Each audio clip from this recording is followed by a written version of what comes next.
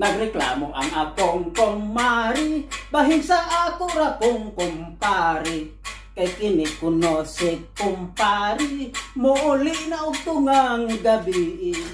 Kung pangutanon og diin gikan, muingon diha lang sa unahan.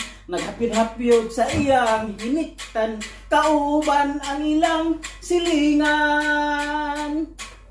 Si kumari labihang laguta, wala mo to sa iyang bulada. Si kumpari iyang gipanidan, matag ka na og mini sa hagdan. Ugo niya iya kining nasundan, ni paingon sa ilang silingan. O dito iyang hisapan, nga ang gihapyo di ay mungaan.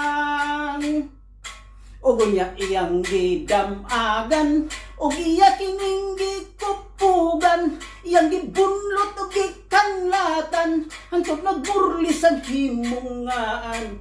Ugo niya iyang giarnisan, hangtod nahulog kini sa hagdan. O dito iyang gikabayan, hangtod nga kini napusan.